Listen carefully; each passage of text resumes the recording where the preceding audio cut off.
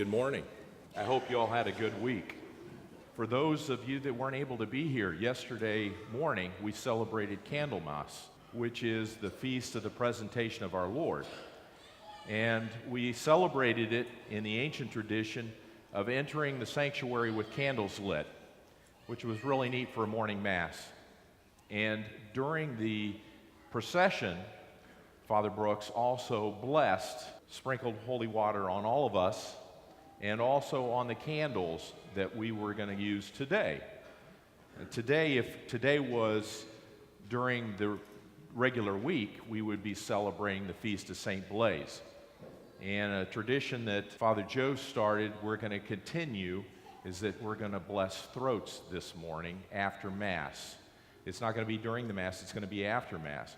And so what I'd ask is if you would like to have your throat blessed this morning after Mass, is that there'll be 4 lines, and so after Mass ends, you can get in line.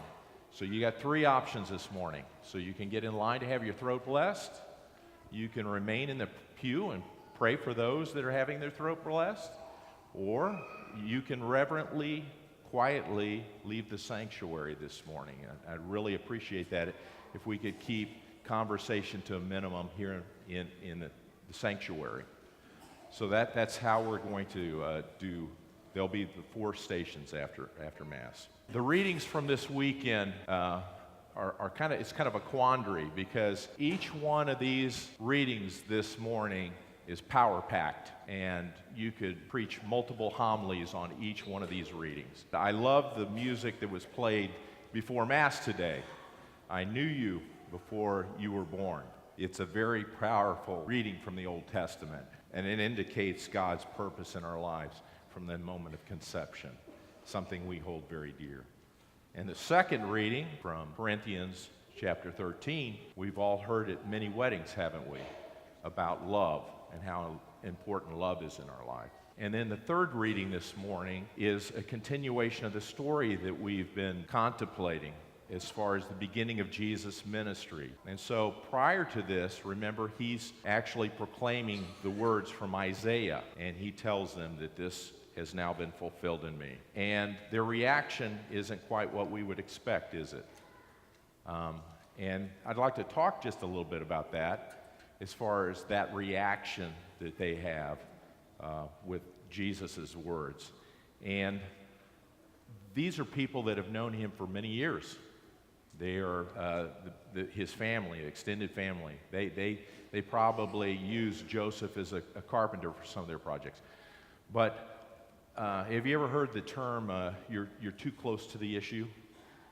Have you ever had that kind of a problem before in your own lives, when you get upset about something because you're so close to that issue?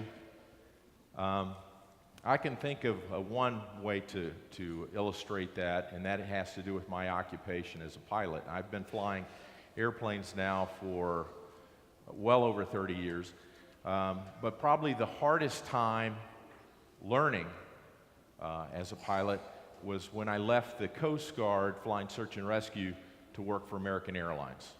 And at the time, the airplane that everybody learned to fly was the 727. And the 727 is a 3-seat airplane. So you have a captain, and you have a first officer, and you have a flight engineer. Well, flight engineers don't exist anymore because the computers and all the automation has taken over that job. But that's the entry-level position. That's what you used to start as a pilot, is sitting as the flight engineer. So you sit at this seat behind the captain and the first officer, and you have all these instruments. And if you're a little kid, it'd be great because there's all these little switches and dials that you can flip. But you don't want to be flipping them all, because bad things happen when you start flipping switches. But you're sitting about 1.5 feet from that panel, and it's the fuel system of the aircraft, it's the electrical system of the aircraft, it's the hydraulic system of the aircraft, it's the pressurization system of the aircraft, it's the heating and cooling of the airplane, and you're supposed to sit there and make it all work. Well, there's certain flows. There's a flow when you start the engines. There's a flow when you get to altitude. You got to remember to close the cooling doors after takeoff. You got to balance the fuel. And when you're sitting there right next to that panel, sometimes you're too close to the issue. And many times I would be jump seating, and you would sit behind the flight engineer. There were 2 seats in the cockpit that you could jump seat in the cockpit. And you'll be sitting there and you'll be, doesn't he see that? Doesn't he see that his fuel's not balanced? Doesn't he see that he needs to flip that hydraulic switch? It's called the 4-foot brain. You're 4 foot away, and you can take it all in, and you can see everything that's going on. But that guy that's right there close to it, he doesn't see it.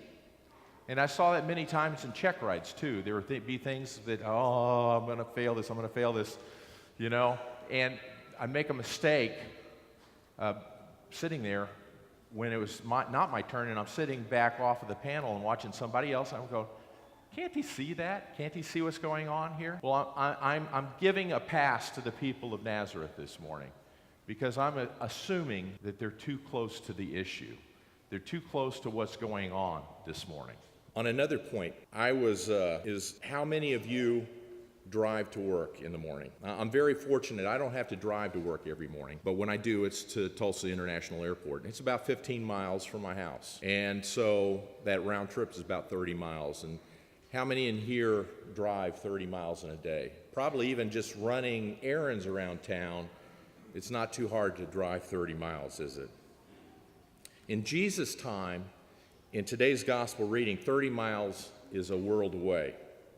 30 miles is the distance between Nazareth and Capernaum. Today's gospel begins in Nazareth and ends with Jesus in Capernaum. At the beginning of today's narrative, the people are amazed. In fact, Luke 4:22 says that they were amazed at the gracious words that came from his mouth.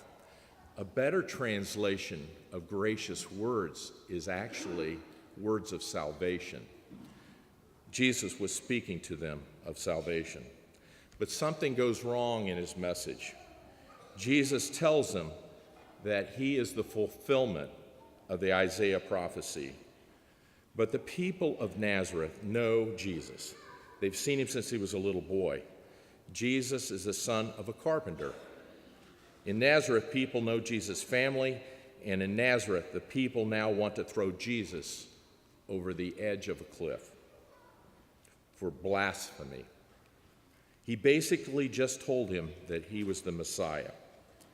This reaction in Nazareth is totally opposite from what will occur in Capernaum. In Capernaum, Jesus is accepted. He preaches openly about the coming of his kingdom. In Capernaum, the people are hungry for his message. And in Capernaum, Jesus is a prophet who preaches, teaches, and heals. 30 miles, just 30 miles. One city wants to put him to death, and the other wants him to be their king. Jesus said, no prophet is accepted in his own native place. The people of Nazareth have hardened their hearts, and their eyes are blinded to the incarnation of God in their midst. This morning we heard Paul speak of love, and we hear a reading that is frequently used during the wedding mass. Love is a gift from God. Love is meant to be shared.